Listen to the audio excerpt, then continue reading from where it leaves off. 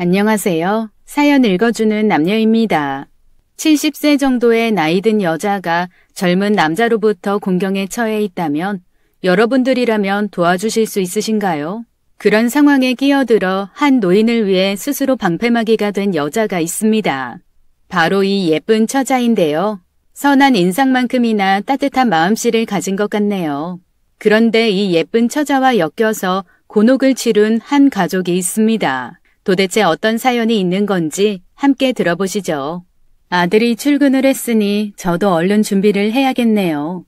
얼마 전부터 아르바이트를 시작했거든요. 아는 지인이 하는 찻집 주방에서 일을 하게 되었답니다. 아들이 안다면 난리가 날 일이지만 그래도 전 일을 하는 게 좋답니다. 이제 겨우 70인데 뒷방 늙은이처럼 집구석에 꽁꽁 틀어박혀 아들이 주는 돈으로 살아가는 게 그리 탐탁지는 않아서요.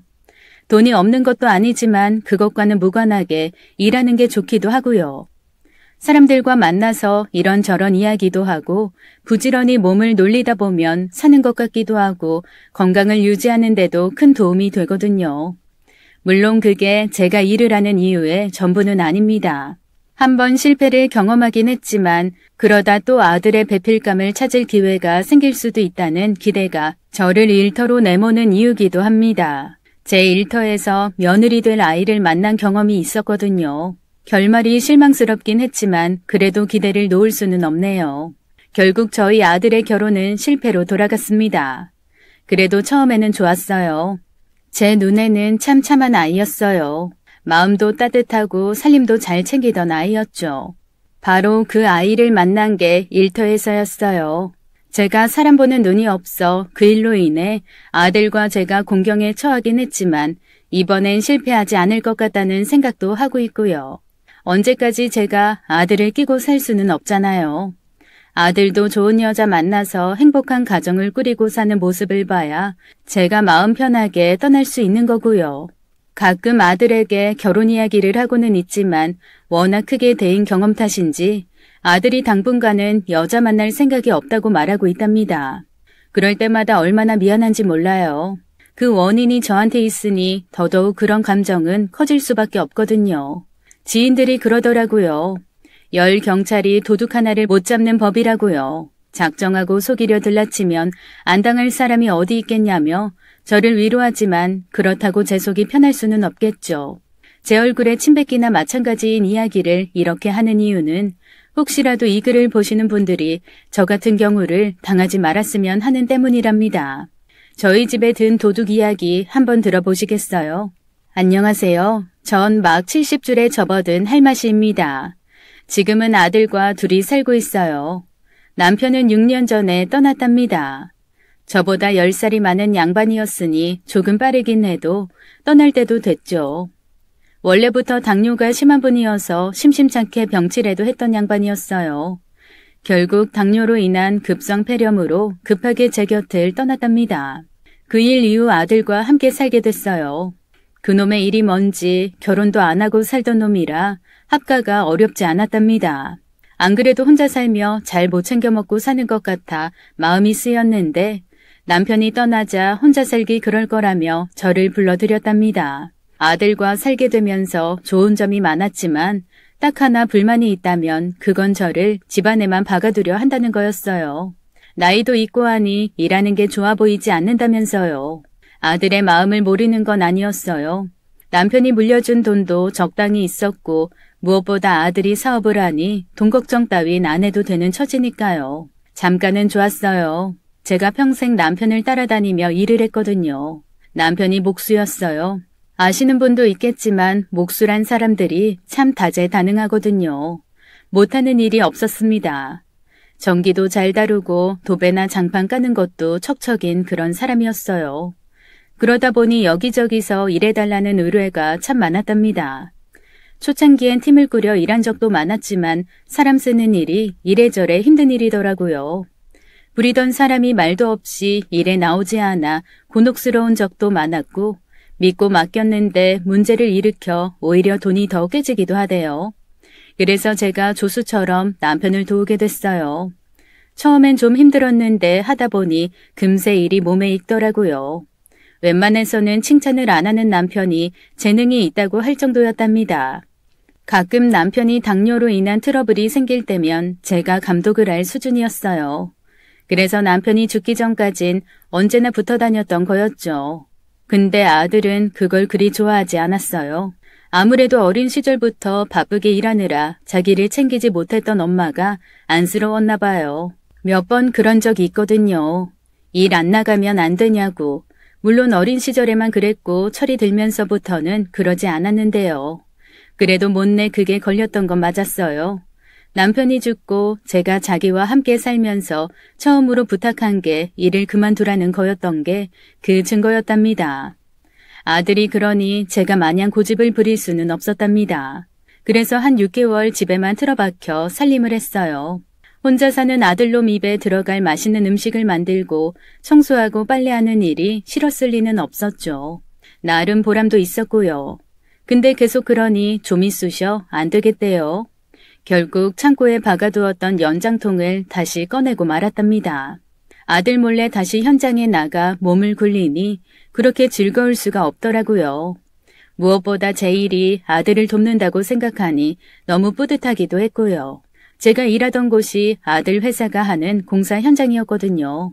어떻게 엄마가 아들 현장에서 일하냐 싶은 분들도 계실 거예요. 다 말하자면 긴데 일단 아들이 대기업 건설 회사에서 일하다 독립해서 집을 짓는 사업을 했기에 가능한 일이었어요. 조그만 빌라 같은 걸 짓고 때론 규모 있는 오피스텔도 짓고 그랬답니다. 시공사라는 걸 했거든요. 아들이 회사를 하면서 현장에 투입시켰던 총책임자 비슷한 이가 바로 남편의 후배였어요. 예전에 남편이 데리고 다녔던 사람인데요. 남편에게서 독립을 하고도 꾸준히 교류를 이어왔거든요. 저랑도 막역한 사이고요. 그래서 제가 그분을 졸랐던 거죠. 안 돼요. 상구가 알면 난리 날 거 아시잖아요. 형수 일 시켰던 거 들키면 상구가 저 자른다고 그럴걸요. 그놈이 어떻게 알겠어요. 요샌 그 현장 말고 의정부 쪽에 건물 짓는 걸로 정신 없잖아요. 회사 사장님이 현장에 나올 일도 없을 거고요.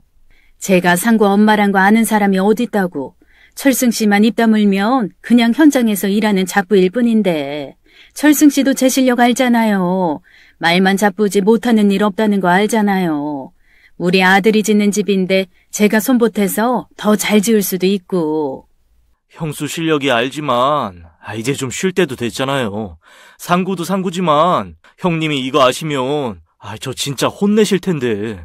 남편이 알면 뭐하게요. 설마 하늘에서 내려오기라도 할까? 몇 번이고 안 된다던 후배가 결국은 제 청을 뿌리치지 못했답니다. 사실 제 말이 틀린 데가 없었으니까요.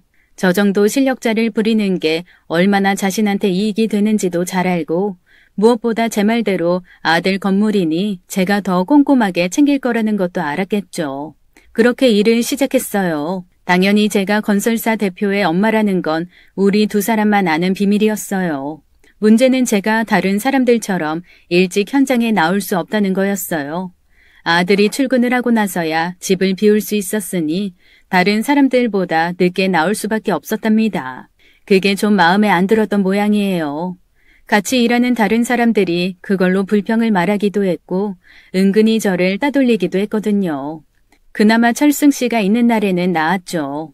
아무리 비밀로 한다 해도 제가 사장의 엄마이자 자기가 모셨던 상사의 와이프니 철승 씨는 은연중에 저를 챙기곤 했거든요.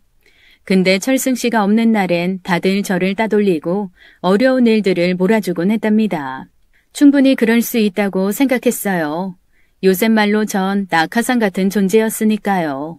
그래서 그런 사실을 철승 씨한테는 단 한 번도 말하지 않았어요. 상관없었어요. 제가 어려운 일을 맡는 게 오히려 아들에겐 도움이 된다고 생각했거든요. 그래서 건물이 더 잘 올라갈 거란 걸 아니 더 즐거운 마음으로 일을 했답니다. 그래도 밥 먹을 때면 저만 덩그라니 버려지는 건 좀 그랬어요. 이모님, 왜 혼자서 밥을 드세요? 저 앞에 앉아도 되죠? 가끔 현장에서 보던 처자였어요. 철승 씨 말로는 시행사 직원이라더라고요. 시행사라는 게 따지면 이 건물을 짓는 주관사 정도라고 생각하시면 돼요. 아들 회사가 그 사람들 의뢰로 건물을 짓는 일을 하는 거고요. 자주는 아니지만 가끔 와서 현장 체크를 하는 거였죠. 평소에도 그 처자는 인부들에게도 먼저 인사를 하는 그런 사람이었답니다. 쉽지 않은 일이죠. 직업에 귀천이 없다고는 해도 아무래도 그런 사람들은 자신들이 갑이라고 생각해서인지 인부들에게는 고압적인 태도를 취하는 경우가 많았거든요. 근데 그 처자는 안 그랬어요. 나이는 20대 후반이나 30대 초반 정도로 보이던 처자였어요. 그런 처자가 제가 혼자 밥을 먹는 게 걸렸나 보더라고요. 아, 네, 괜찮아요. 근데 여기 밥이 아가씨 입에 맞을래나? 험한 일하는 사람들이나 먹을 밥인데. 험한 일이라뇨. 이모님 같은 분들이 계셔서 저희가 먹고 사는 건데요. 그리고 저 이 식당 밥 완전 좋아해요. 어묵이 진짜 끝내주거든요. 그렇게 말을 텄습니다. 젊은 처자가 나이 많은 저 같은 사람을 싫다하지 않고 말을 섞어주는 것만 해도 고마운 일인데 주연이라는 그 처자는 거기서 그치지 않고 저 같은 사람을 누구보다 잘 챙겨주기까지 했답니다. 그렇게 우리는 함께 밥도 먹고 때론 차도 마시며 정을 보태갈 수 있었어요. 참 고맙대요. 이런 처자가 내 며느리였으면 싶은 마음이 절로 들 정도였어요. 맘 같아선 아들을 만나보라고 권해보고 싶은 마음이 굴뚝이었지만 사람 인연이라는 게 억지로 맺어줄 수 있는 건 아니니 문제였죠. 그래도 엮어주고 싶다는 미련 같은 게 있었어요. 계속 보다 보니 볼수록 괜찮은 처자란 생각이 들었기 때문이었어요. 하지만 그럴 수 없었어요. 그즈음 뜻밖의 일을 겪고 나니 그런 생각은 개눈 감추듯 사라졌답니다.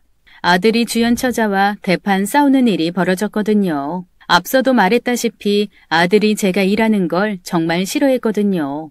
평생 남편 따라다니며 남자들이나 할 법한 고된 일을 하는 엄마를 안쓰럽게 여겼으니 당연한 일이었죠. 그래서 아들 몰래 일을 했던 거였어요. 문제는 제가 언제까지 아들을 속일 수 없다는 거였네요. 사장이라는 사람이 회사 책상에서만 일을 하는 건 아니거든요. 아들 회사에서 하는 일이니 가끔 아들이 오기도 했어요. 그래봐야 철승 씨가 아들이 오는 걸 미리 알고 있었으니 그런 때는 적당히 몸을 숨겼답니다. 근데 그날은 그게 안 됐어요. 철승 씨가 다른 현장에 가 있기도 했고 아들이 온다는 말도 없었답니다. 주변에서 업무를 보다 불쑥 들른 거였거든요. 저야 그걸 모르니 당연히 일을 하고 있었고요. 그렇게 열심히 일을 하고 있는데 누가 제 등을 치대요. 다른 인부들이 그러는 줄 알고 뒤를 돌아봤다가 얼마나 놀랐는지 몰라요. 뭐예요? 엄마가 왜 여기 있어요? 지금 뭐 하시는 거예요? 아니 네가? 일하는 거 아니야. 철승 씨가 오늘 다른 일 있다고 잠깐만 봐달래서. 잠깐만 봐주긴요. 누가 봐도 쭉 일하고 계신 거구만. 당장 관둬요. 아들이 울그락불그락 하는 폼이 사정 모르는 주변 사람들 보기엔 좀 이상했을 겁니다. 시공사 대표가 잡일이나 하는 늙은 여자를 다그치는 것처럼 보였을 테니까요. 그걸 주연 처자가 봤더라고요. 시행사 직원이긴 해도 말단이다 보니 시공사 대표인 아들을 잘 알지는 못했겠지만 그래도 누구라는 건 알았을 겁니다. 함부로 나설 수 있는 위치가 아니었단 뜻이었죠. 그런데도 제가 공경에 처한 걸 보고 그냥 있지 않았답니다. 대표님, 지금 뭐 하시는 거예요? 왜 이모님한테 뭘 하시는 거예요? 대표나 되는 사람이 할 일은 아닌 것 같은데요. 누구십니까? 누구신데 저한테 그러시는 거예요? 저 땡땡피아 이주연입니다. 시행사 직원이에요. 땡땡피아 직원이시라고요? 일 때문에 오신 거면 일이나 하세요. 지금 이건 그쪽 분이 참견할 문제가 아닌 것 같거든요. 왜 참견할 문제가 아닌데요? 요새 갑질하는 분이 많다던데 설마 대표님이 그러실 줄은 몰랐네요. 두 사람 눈에서 불꽃이 튀더라고요. 아무래도 주연 처자는 아들이 제게 일 때문에 야단을 치는 줄 알았나 봐요. 충분히 그럴 수 있는 일이지만 주연 처자는 새파랗게 젊은 사장이 나이 많은 제게 그러는 게 예의가 아니라고 생각해서 그런 거였어요. 더 큰 싸움이 번지기 전에 말려야 했답니다. 주연 처자, 그런 게 아니라오. 그게. 괜찮아요. 아무리 이모님이 이 회사 돈 받고 일하시지만 그래도 이건 아니죠. 일을 떠나 어머님 같은 분한테 이러는 건 인간이 할 짓이 아니잖아요. 당장 사과하세요. 아들이 기가 차하는 눈치대요. 시행사가 시공사보다 조금 더 우위에 있긴 해도 어차피 공생하는 관계거든요. 무엇보다 시행사 말단 직원이 시공사 대표에게 그렇게 따지듯 물을 수는 없는 관계랍니다. 그런데도 그러는 걸 보니 좀 신기했나 보더라고요. 나중에 아들이 그랬거든요. 주연이가 막 따지는데 처음엔 기가 찼어요. 시행사 말단이 시공사 대표한테 사과하라고 그러는데 말이죠. 그러다 내가 나쁜 맘 먹고 땡땡피야 강 대표한테 뭐라 그러면 잘릴지도 모르는데 이 여자 뭐지 싶기도 했고 사실 좀 재미있었어요. 그래서 엄마라고 말 안 한 거고요. 어떻게 하나 보고 싶어지더라고요. 아들이 좀 짓궂게 행동을 했답니다. 내가 누군지 알면서 그런단 말이죠. 내가 강 대표한테 이 문제로 따지면 어쩌려고. 따지세요. 제가 잘릴 수도 있겠죠. 그래도 사과는 하세요. 아무리 기업주라 해도 직원들한테 그러는 건 옳지 않다고 생각합니다. 못하겠다면요?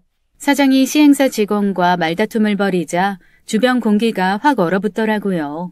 제가 제지를 하려는데 아들이 눈치를 주대요.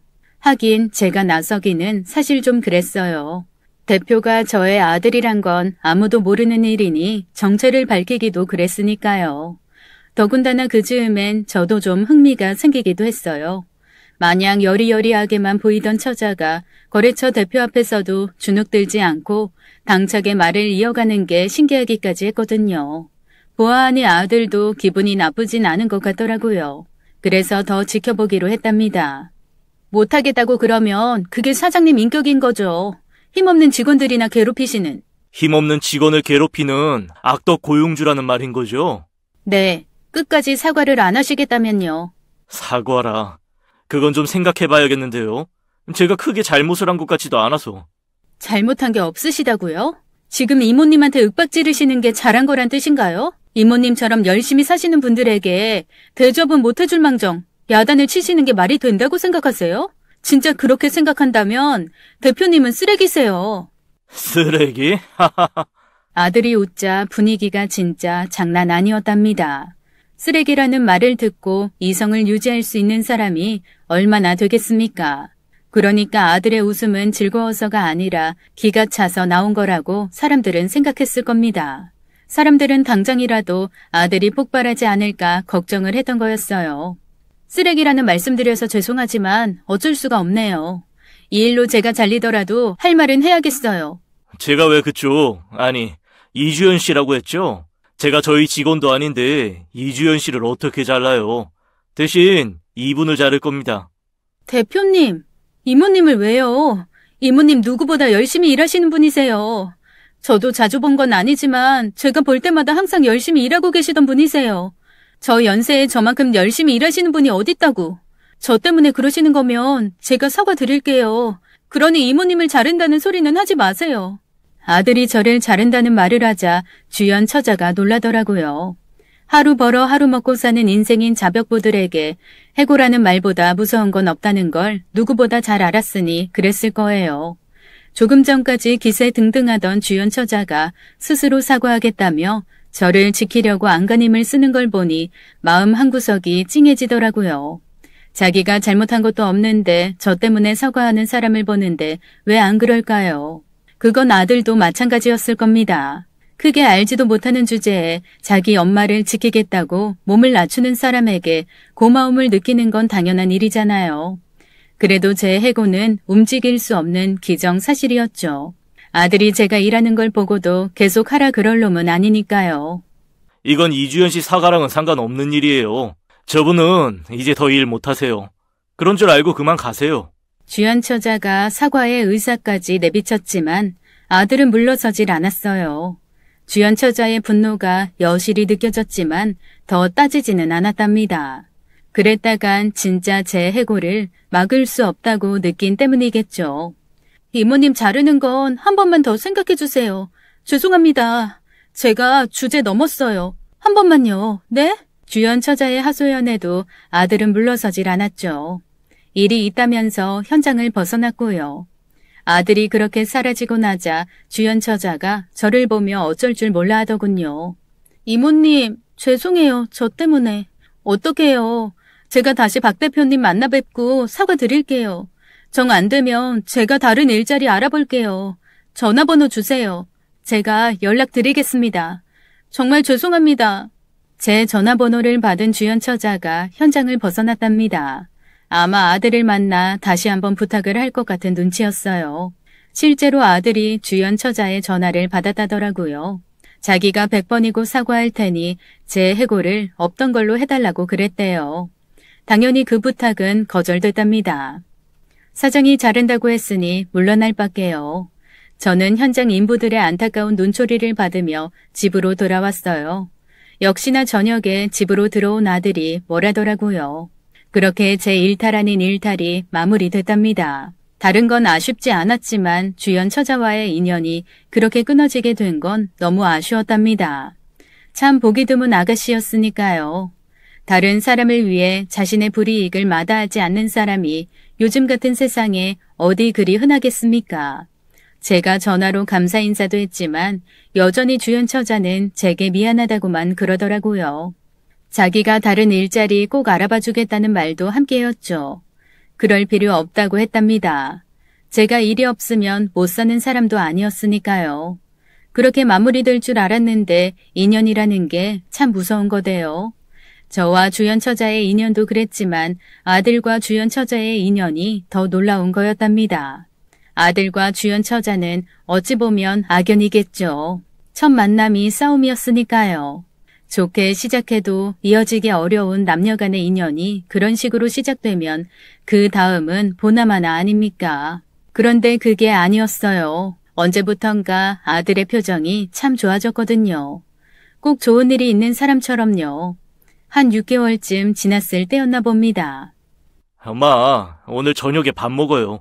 제가 식당 주소 알려드릴 테니 6시까지 나오세요. 가끔 있는 아들과의 데이트 정도로 생각했습니다. 주소대로 찾아가 보니 좀 비싸 보이는 일식집이더라고요. 종업원의 인도로 아들이 있다는 방으로 갔답니다. 그렇게 문이 열리고 그 안에서 누군가를 보고 얼마나 놀랐는지 몰라요. 주연 처자가 있었거든요. 놀란 건 저만이 아니었답니다. 이모님? 주연 처자? 이게 어떻게 된 일이니? 아들에게 반문하자 주연 처자 역시 아들을 보며 의아한 표정을 짓더군요. 일단 앉으세요. 인사해요. 우리 엄마예요. 그리고 이쪽은 이주연 씨고요. 잘 아시니 소개할 필요는 없지만 그래도 오늘은 자리가 자리니까. 아들이 주연 처자를 사귀고 있었답니다. 그래서 제게 정식으로 소개를 시키는 자리였어요. 아들놈이 그렇게 짓궂을 줄은 몰랐네요. 주연 처자에게 제가 엄마란 걸 끝까지 숨겼답니다. 뭐예요? 이모님이 어머니란 걸 어떻게 이렇게 감쪽같이 속이실 수가 있어요? 니들이 사귄다고? 도대체 어떻게 된 거야? 아들이 우리 두 사람을 보고 웃더니 그간의 일을 이야기했답니다. 그날 일이 있고 나서 주연 처자가 몇 번이고 아들에게 연락을 했대요. 이유는 뻔하죠. 저를 자르지 말라고 부탁하는 거였답니다. 아들은 저를 자르지 않고 다른 현장에 보냈다고 했대요. 그러면서 주연 처자에게는 그날 일이 오해에서 비롯된 거라고 했답니다. 사실 그분이 현장 소장격인 철승 아저씨의 지인이라고 설명한 뒤 다른 현장에서 필요해서 보내기 위해 이야기하던 거라고 했대요. 오해가 풀리고 나서 서로 사과를 했고요. 그렇게 만남을 시작했답니다. 그리고는 금세 서로에게 빠져들었고요. 그랬구나. 짓궂긴. 많이 놀랬죠? 미안해요. 난 두 사람이 만나는 것도 몰랐네. 아니에요, 이모님. 아니, 어머님이 나오실 줄은 몰랐어요. 상구 씨가 그런 말을 안 해줘서 왜 저렇게 짓궂은지 모르겠어요. 그러게, 내 아들이지만 저런 면이 있는 건 몰랐네. 저런 놈을 뭐가 좋다고 만난대? 내가 처자 엄마라면 당장 헤어지라고 그러겠네. 그럴까요? 저희는 아들 흉을 보며 급격히 가까워졌답니다. 원래부터 마음에 들었던 처자인데다가 속사정을 알게 되니 더 애틋해졌고요. 주연 처자가 대학 다닐 때 부모님들이 교통사고로 운명을 달리했대요. 그래서 부모 또래의 사람들에겐 더 잘하려고 애썼다더라고요. 저한테 한 것도 그런 거였어요. 그 이야기를 듣자 더 예뻐 보이더군요. 저런 아이가 며느리가 되면 얼마나 좋을까 생각한 건 당연한 일이었답니다. 아들은 그런 제 바람을 허투루 보지 않았어요. 난 니들이랑 같이 안 산다. 나보고 며느리살이 하라는 거잖아. 어머니, 며느리살이 좀 해주시면 안 될까요? 제가 어머니가 너무 필요해서요. 참 밉지 않게 말을 하는 아이였답니다. 결국 며느리가 저를 모시고 살게 되었어요. 생전 처음 저 아닌 여자가 저희 집에 머무르게 되면서 참 색다른 경험들을 할 수 있었습니다. 남편과 아들과 살 때는 느낄 수 없었던 곰살맞음이 그것이었어요. 어머니, 앉아 계세요. 제가 맛있는 부추 좀 만들게요. 상구씨, 오늘 거래처 만나고 온댔으니 늦을 거예요. 보나마나 한잔 할 거고요. 저희도 한잔해요. 부추 전에 막걸리 한잔 해야죠. 마침 비도 오고요. 사람 사는 재미가 그런 거대요.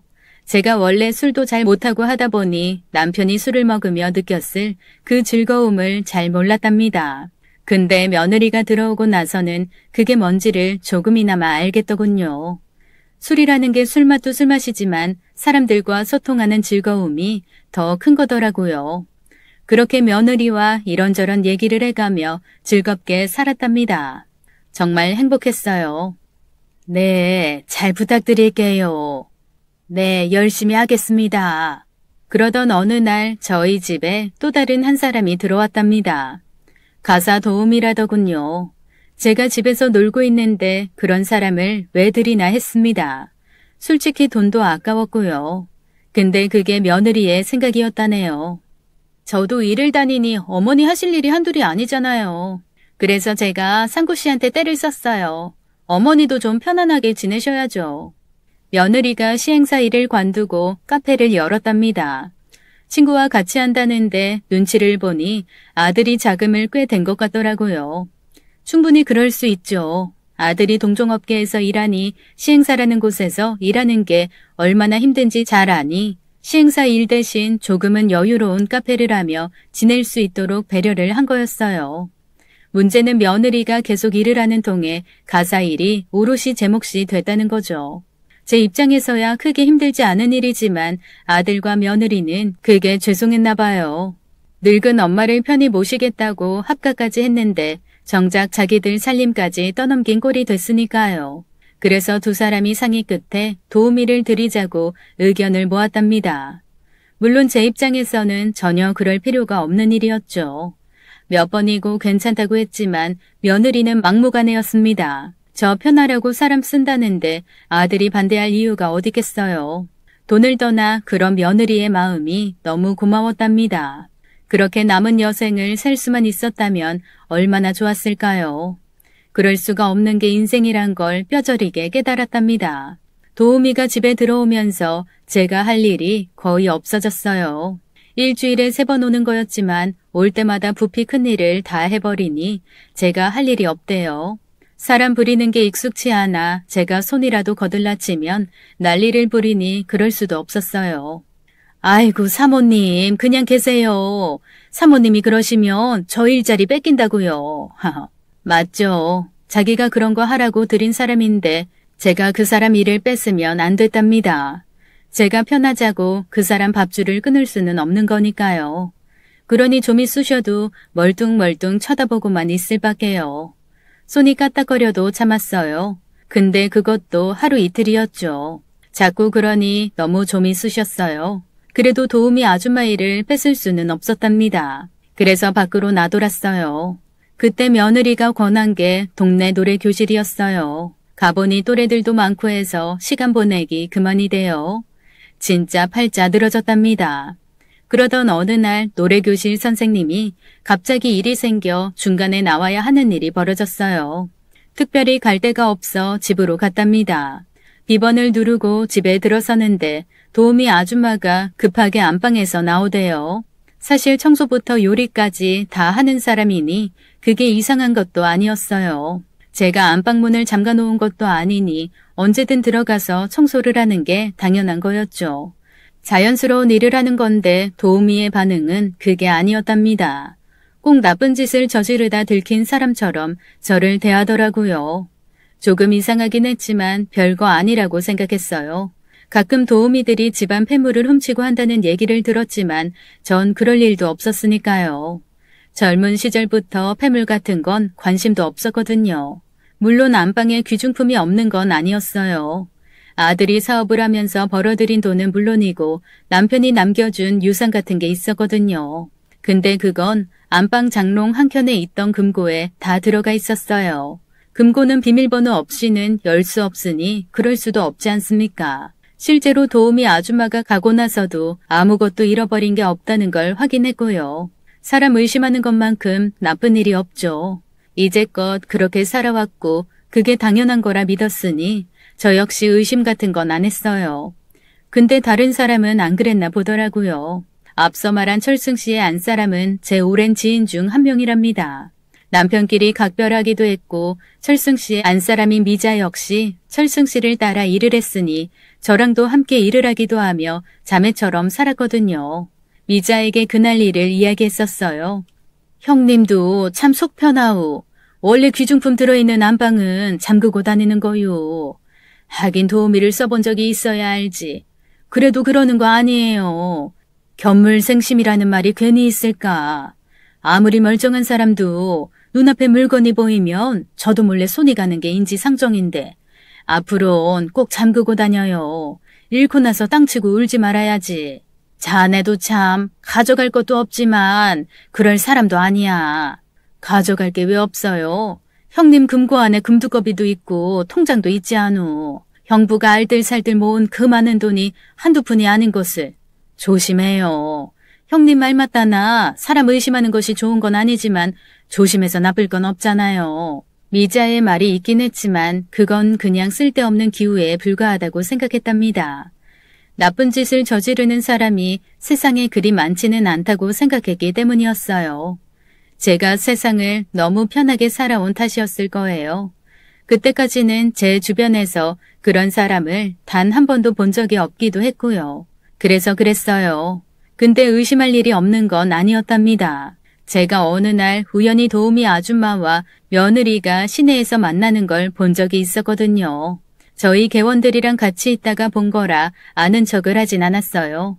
어느 커피숍에서 두 사람이 앉아있는 걸 차를 타고 가다 본 거죠. 신호가 긴 곳이라 대기 중에 꽤 오래 봤거든요. 두 사람이 좀 심각한 표정이었던 것도 기억해요. 며느리야 당연히 도우미 아줌마를 부리는 사람이니 그런 만남이 이상할 것도 아니었죠. 거리에서 우연히 만나서 반가운 마음에 차를 한잔 할 수도 있는 거고요. 집에 가서 물어봐야지 하다가 깜빡 잊어버린 걸 보면 진짜로 심각하게 생각 안 한 게 맞아요. 근데 그게 몇 번 더 반복이 됐답니다.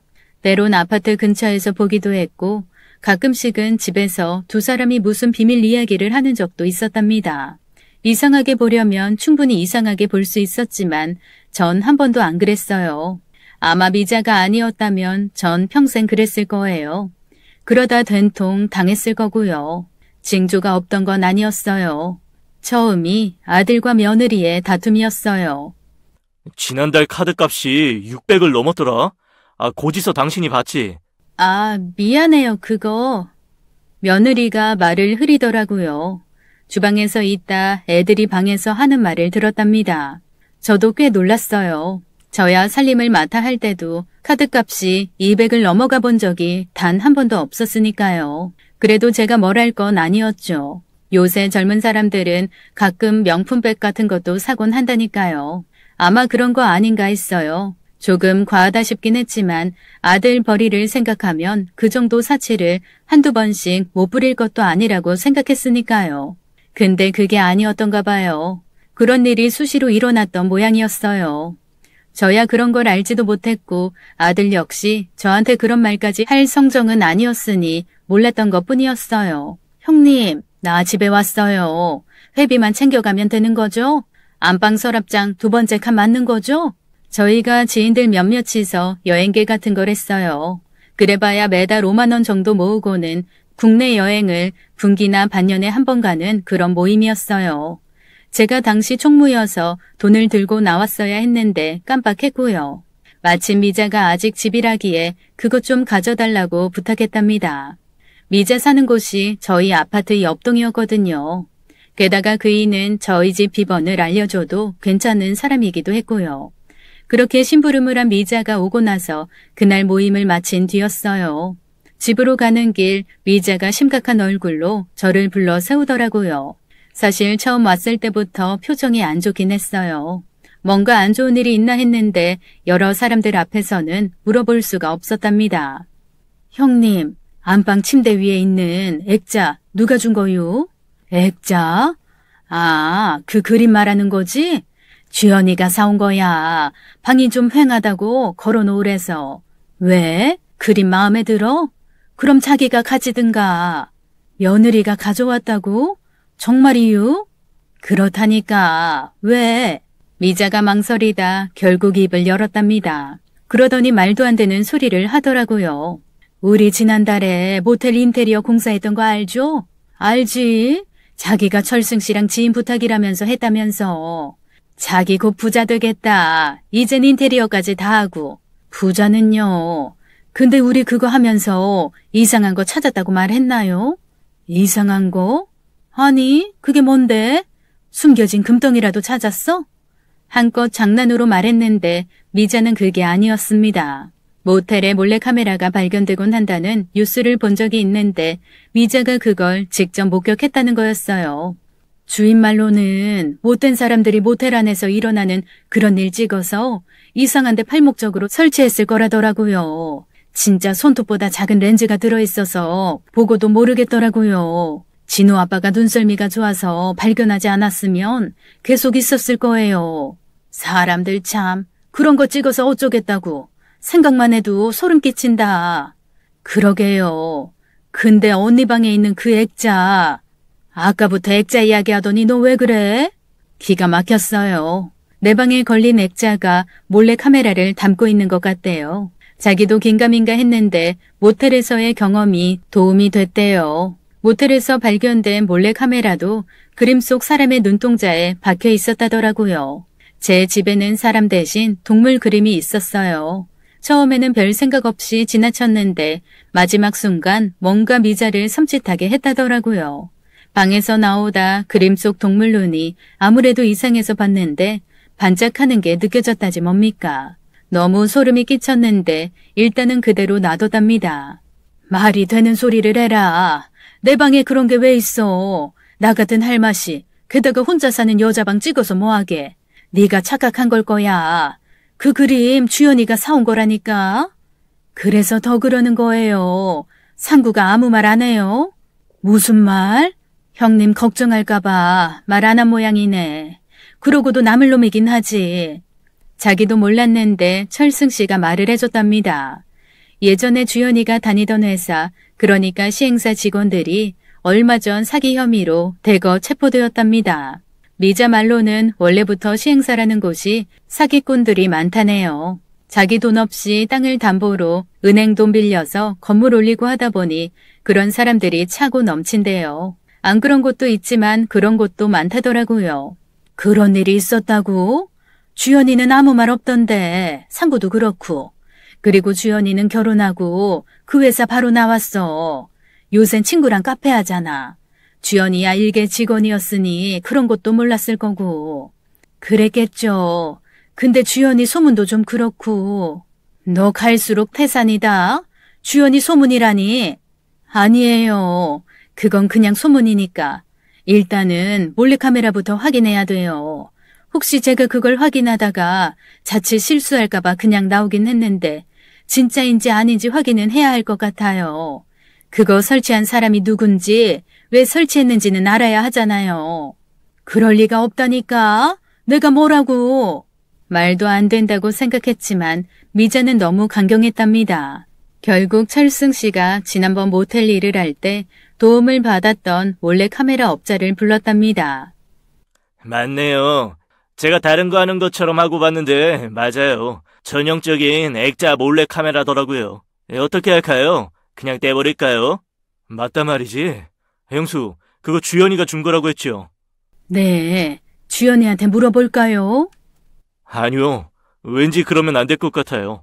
제가 들은 이야기도 있고, 김 사장, 자네 그 방에 다른 카메라 한 대 더 설치할 수 있을까? 몰래 카메라 설치한 사람이 모르게 말이야. 안 될 건 없죠. 방 고치는 척 하면서 잠시 렌즈 가리고 설치하면 되니까. 철승 씨, 그게 무슨 말이에요? 몰래카메라를 또 설치한다뇨. 제가 좀 찝찝한 게 있어서요. 형수 방에 그런 걸 설치한 거면 뭔가 꿍꿍이가 있을 거잖아요. 카메라를 설치한 게 누군지 모르겠지만 어쨌든 때가 되면 그거 확인할 거고, 그렇다면 누가 설치했는지를 알기 위해서라도 필요하다 싶어요. 저 이해가 안 가요. 주연이가 그럴 이유도 없고. 주연이가 제 방에 그런 걸 왜 달겠어요. 그냥 그림을 샀는데 우연히 그런 게 있던 거 아닐까요? 전 그렇다고 생각해요. 그런 거면 좋죠. 근데 이런 얘기 좀 그런데 주연이 둘러싼 소문이 좀 그래요. 지난번엔 미자도 그러더니 도대체 무슨 소문인데요. 철승 씨가 한 말이 못내 걸리더군요. 철승 씨 지인 중 하나가 우연히 주연이 결혼사진을 보았답니다. 철승 씨야 저희 가족 같은 사람이니 단체 사진을 찍을 때 제 옆에 섰거든요. 아마 그 사진을 본 모양이었어요. 그 사람이 그걸 보고 나서는 고개를 갸웃하더라지 뭡니까. 이상하게 낯이 익었답니다. 그러다 얼마 전에 우연히 전화 통화를 하다 이상한 이야기를 들었대요. 몇 년 전에 지인의 주변 사람이 자식 결혼을 시켰는데 그때 신부가 꼭 주연이 같았다는 이야기였습니다. 문제는 그 신부가 혼인신고도 하지 않고 살다가 그 집안 재산을 훔쳐 달아났다는 거였어요. 통장 비밀번호 같은 걸 다 알아내고 집안에 숨겨둔 패물도 대부분 훔쳤대요. 그 과정에서 몰래카메라가 나왔고요. 몰래카메라로 비번이나 다른 패물 위치를 확인하려던 목적이었대요. 그제야 철승 씨가 몰래카메라가 설치된 이유를 의심하던 게 이해가 갔답니다. 문제는 그 신부에 대해 아는 게 아무것도 없었다는 거였어요. 사건 이후에 알고 보니 이름도 엉터리였고 나이도 엉터리여서 잡을 수가 없었다는 거였답니다. 자기가 그때 본 신부가 주연이랑 많이 비슷하다는 거였어요. 문제는 그 지인과 이제 연락이 잘 안 돼서 그때 신부 사진을 확인할 수가 없다는 거였고요. 뭐 자기 일이 아니니 그걸 확인하겠다고 연락처를 찾는 번거로움을 할 이유는 없죠. 근데 그 비슷한 일을 보고 나니 말은 해줘야 싶어서 철승 씨한테 이야기를 한 거였어요. 그 이야기를 듣자 뭔가 짚이는 게 있었답니다. 주연이가 아직 아들과 혼인신고를 하지 않았거든요. 말로는 혼인신고를 천천히 할수록 부부관계가 돈독해진다는 이유였습니다. 생전 처음 듣는 말이긴 했지만 워낙 주연이가 잘하고 있으니 그게 큰 문제는 아니라고 생각했던 거였고요. 철승 씨가 그 이야기를 미자에게도 했답니다. 그래서 철승 씨가 몰래카메라에 민감하게 반응한 것일지도 모르겠다는 생각이 들더군요. 주연이가 그럴 리 없어. 혹시 주연이 주민등록증 보신 적 있으세요? 아니요. 특별히 볼 이유도 없잖아요. 설마. 지금 와서 생각해보니 전 진짜 멍청했습니다. 어떻게 그렇게 아무것도 모르는 아이를 며느리로 받을 생각을 했을까요? 결국 철승 씨가 시키는 대로 하기로 했습니다. 며칠 후 며느리가 출근을 한 다음 몰래카메라 업자가 저희 집을 방문했답니다. 가사 도우미 아줌마가 출근을 하지 않는 날이었답니다. 핑계는 간단했어요. 금방에 결로가 좀 끼었거든요. 그걸 수리한다는 이유였답니다. 아이고, 사모님. 이 정도 결로면 호흡기에 많이 안 좋아요. 더 빨리 손을 보셨어야죠. 일단 침대랑 좀 정리하겠습니다. 업자 말로는 보통 액자형 몰래카메라는 음성 녹음은 안 되는 경우가 많다고는 하지만 그래도 직접 확인해 볼 수 없는 상황이라 연극을 해야만 했습니다. 나중에 알고 보니 업자 말이 맞더군요. 음성은 안 들어가는 그런 몰래카메라였습니다. 필요한 게 금고의 비밀번호를 확인하는 거였으니까요. 침대를 세워 액자를 가리고는 기존의 몰래카메라를 확인하는 사람을 볼 수 있는 곳에 새로운 몰래카메라를 설치했답니다. 침대 기둥 사이에 집어넣으니 위치를 알고 있는 저조차도 그 존재를 잘 모를 정도더라고요. 그걸로 끝이 아니었습니다. 금고도 바꿨답니다. 경보기가 달린 금고였어요. 최대한 기존의 것과 비슷한 모양새를 지닌 금고를 미리 가져왔답니다. 업자 말로는 잘못된 비밀번호를 입력하면 3분 안팎으로 경보가 울리게 되어 있다더군요. 세상 참 달라졌다는 걸 새삼 느낄 지경이었답니다. 그 모든 과정을 다 마치는데 걸린 시간이 20분도 안 됐어요. 철승 씨의 의심을 확인할 수 있는 모든 준비를 마쳤다는 뜻이었어요. 사실 그러면서도 마음이 많이 불편했어요. 다른 사람 말만 듣고 착한 며느리를 오해하는 것 같았거든요. 그러면서도 철승 씨가 주문한 또 다른 연극에 동참했던 건 어쩌면 제 맘 한구석에도 깨름칙한 부분이 있었다는 뜻이었을 겁니다. 요즘 나 왜 이런데니? 왜요? 무슨 일 있으세요? 나 치매인가 보다. 요새 집 현관 비밀번호도 까먹구네. 겨우 그런 걸로 치매는요. 저도 가끔 그러는걸요. 어머니는 치매 안 걸리세요. 손재주 좋은 사람들은 그런데요. 어쩜 말이 저리 고울까요? 저런 아이를 의심하는 제가 못 견디게 싫었지만 그래도 확인은 해야 했답니다. 그래서 제 의심이 틀렸다면 무릎이라도 꿇을 생각이었어요. 아니야. 요즘은 통장 비번도 헷갈려. 통장 비번이 상구 생일인데 그걸 헷갈리면 안 되잖니. 12월 11일이잖아요. 설마요. 보지 말았어야 했습니다. 눈이 반짝이더군요. 역시 무심한 듯 질문이 이어지대요. 설마 어머니 온갖 비번이 다 그러신 건 아니시죠? 맞아. 기억하기도 좋고 통장이든 금고든 다 그 번호거든. 자연스레 금고 비번까지 이야기해 주었답니다. 분명히 반응이 있었어요. 그걸 보는데 왜 마음이 철렁 내려앉는지요. 제발 아니길 빌었습니다. 그런 일이 일어난다면 진짜 견디기 힘들 것 같았거든요. 헛된 바람이었습니다. 이틀 후 철승 씨와 미자가 집을 찾아왔어요. 함께 아는 지인의 자식이 결혼한다는 핑계로 지방을 간다고 그랬답니다. 물론 거짓말이었어요. 마침 주말이기도 했고 아들놈도 일 때문에 출근을 하기로 했거든요. 집에 남는 사람은 며느리밖에 없다는 뜻이었어요. 철승 씨 의심대로라면 그 순간을 놓치지 않을 거라는 데서 나온 발상이었답니다. 공주까지 가시려면 힘드시겠어요. 운전 조심하고요. 그래, 올 때 맛있는 거 사다 줄게. 다녀올게. 그렇게 집을 나온 저희는 비상 계단을 통해 한층 위로 올라갔답니다. 저희가 나가자마자 그럴 거라고는 생각 안 했지만 그래도 조금은 기다려보자고 철승 씨가 그랬거든요. 한 10여 분 기다렸을 겁니다. 요란한 경보음이 울리더군요. 30초 정도 지난 뒤에 소리가 조금 적어지긴 했지만 분명히 우리 집에서 그 소리가 났답니다. 며느리가 금고를 열어보려고 했다는 뜻이었어요. 그 아이 말고는 집에 아무도 없었으니까요. 말씀드린 것처럼 금고를 열기 위해 비밀번호를 입력하는 과정에서 잘못된 비번을 넣으면 경보음이 울리거든요. 제가 알려준 금고 비번은 다른 거였어요. 아들의 생일인 건 맞지만 양력이 아니라 음력이었거든요. 그것도 모르고 금고를 열다가 갑작스레 울리는 경보음에 얼마나 당황했을까요? 요즘 사람들 이웃 사는 것에 아무 관심이 없다더니 진짜 그렇대요. 문이 당기긴 했지만 그래도 초반 30초 정도는 꽤 큰 소리였는데 아무도 나와보는 기척이 없더라고요. 이젠 소리가 멈췄네. 형수님 들으셨죠? 네, 진짜 철승 씨 생각이 맞았네요. 진짜로 이런 일이 벌어질 줄이야. 하늘이 꺼져 앉는 기분이었습니다. 며느리가 정말 제 돈을 노린 거였으니까요. 무얼 해야 할지 어떻게 대처해야 할지 아무런 생각이 나질 않았답니다.